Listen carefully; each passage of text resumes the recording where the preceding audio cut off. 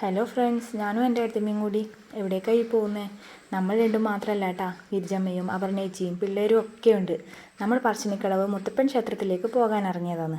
നമുക്കിവിടുന്ന് ഒരു 20 രൂപയുടെ bus charge മാത്രമേ വേണ്ടൂ. എൻ്റെ 2 മക്കൾക്കും ബസ്സിൻ്റെ സൈഡ് കിട്ടിയതുകൊണ്ട് തന്നെ അവർ ഭയങ്കര ഹാപ്പിയാണ്. പുറത്തെ കാഴ്ചകളൊക്കെ കണ്ടുകൊണ്ട് പൊന്നാപ്പി നല്ല ഉറക്കങ്ങ് കഴിച്ചു. അങ്ങനെ സ്റ്റോപ്പ് എത്തിയതിന് ശേഷം നമ്മളെല്ലാവരും കൂടിയിട്ട് നടക്കാൻ തുടങ്ങി കേട്ടാ. ഇവിടുന്ന് ഒരുപാട് സ്റ്റെപ്പ് ഇറങ്ങിയിട്ട് വേണം നമ്മുടെ അമ്പലത്തിലെത്താൻ വേണ്ടിയിട്ട്. പൊന്നാപ്പിക്ക് ഒരു 6 മാസമായ സമയത്ത് നമ്മൾ ഈ അമ്പലത്തിൽ വന്നേരം നല്ല തിരക്കേനു. ഈ സ്റ്റെപ്പ് ഇറങ്ങുന്ന സമയത്തൊക്കെ നല്ല ആൾക്കാരുണ്ടായിരുന്നു. ഇങ്ങനെ നടക്കുമ്പോൾ നമ്മൾ ശരിക്കും വഴിയല്ല നോക്കുന്നത്, 2 സൈഡിലെയും കടകളിലേക്കാണ് നമ്മളെ കണ്ടുപോകുന്നത്. അപ്പോൾ പിന്നെ കുട്ടികളെ കാര്യം പറയണ്ടല്ലോ. അതിനിടയിൽ പൊന്നാപ്പീൻ്റെ ഉറക്കെല്ലാം കഴിഞ്ഞ് പൊന്നാപ്പി എണീച്ചിട്ടുണ്ട് കേട്ടാ. ഓള് കണ്ണു തുറന്ന് നോക്കുമ്പോഴത്തേക്കും കണ്ട കാഴ്ച എന്ന് പറയുന്നത് കളർഫുള്ളായ ഒരു ലോകം തന്നെയാണ്. അതുകൊണ്ട് തന്നെ ലച്ചുവിൻ്റെ കയ്യും പിടിച്ച് നടക്കാൻ തുടങ്ങി. മുത്തപ്പൻ്റെ ക്ഷേത്രമായതുകൊണ്ട് തന്നെ ഇവിടെ ധാരാളം നായകളെ കാണാൻ പറ്റും. പൊന്നാപ്പി ബൗ ബൗ ഉണ്ട് എന്നൊക്കെ പറഞ്ഞുകൊണ്ട് തന്നെ ലച്ചു വേഗം അവളെ എടുത്തിട്ട് നടക്കാൻ തുടങ്ങി.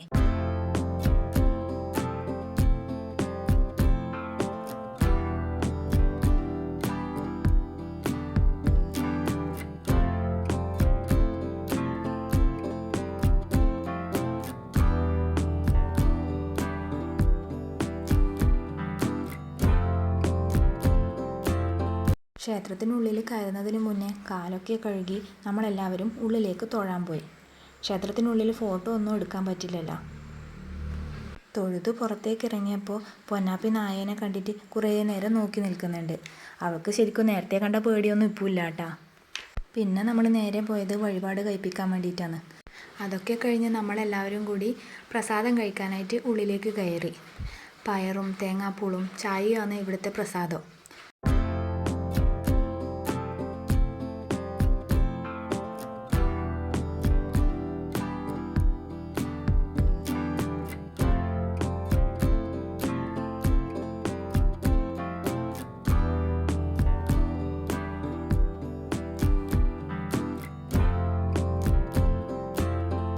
അങ്ങനെ നമ്മളെല്ലാവരും കൂടി ചായയെല്ലാം കുടിച്ച് പുറത്തേക്ക് ഇറങ്ങി.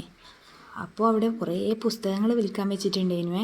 പൊന്നാപ്പി വേഗം തന്നെ അവൾക്ക് ഇഷ്ടപ്പെട്ട ഒന്ന് വേഗം കയ്യിലെടുത്ത്. കൂട്ടത്തിൽ ലച്ചുവും ഒരെണ്ണം വാങ്ങി.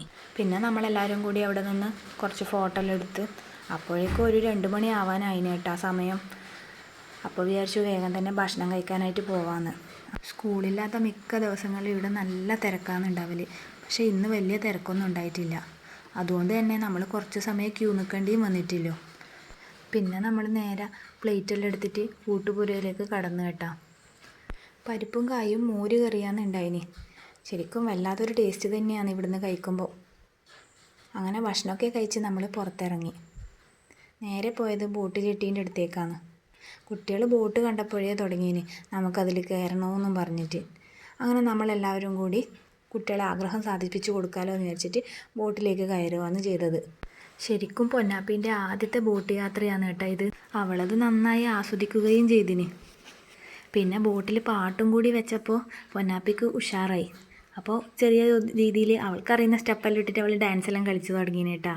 പിന്നെ ബോട്ട് മുന്നോട്ട് പോകാൻ തുടങ്ങിയതിന് ശേഷം അവിടെ നമ്മളെടുത്ത് വന്നിരുന്നു.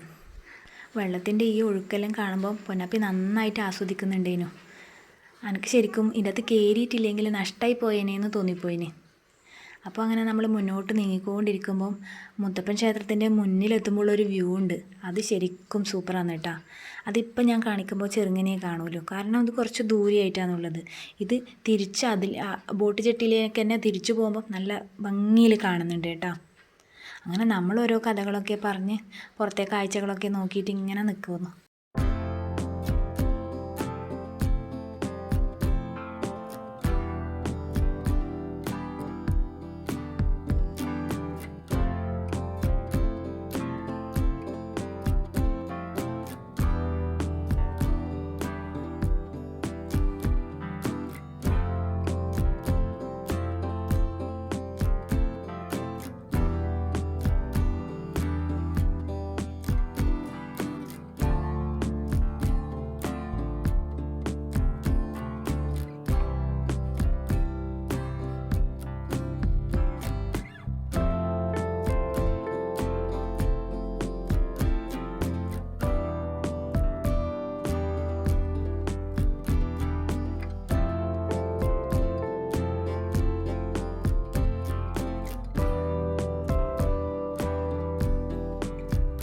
ബോട്ടിൽ നിന്ന് ഇറങ്ങിയതിന് ശേഷം പിന്നെ നമ്മൾ നേരെ ചെന്നത് കുട്ടികൾക്ക് വേണ്ട സാധനങ്ങളെല്ലാം വാങ്ങാൻ വേണ്ടിയിട്ടാണ്.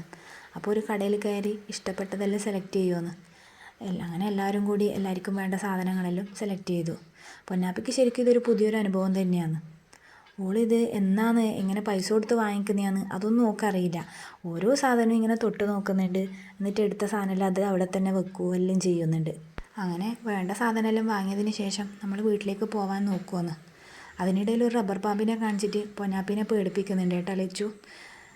അപ്പോൾ ഇന്നത്തെ ഈ ഒരു ചെറിയ പറശ്ശിനി മുത്തപ്പൻ ക്ഷേത്രത്തിൽ വരാനും ഇങ്ങനൊരു വീഡിയോ എടുക്കാനും കഴിഞ്ഞതിൽ ഭാഗ്യം വിചാരിക്കുന്നു. ഈ ഒരു വീഡിയോ ഇഷ്ടപ്പെട്ടാൽ ലൈക്കും സബ്സ്ക്രൈബും ചെയ്യണേ.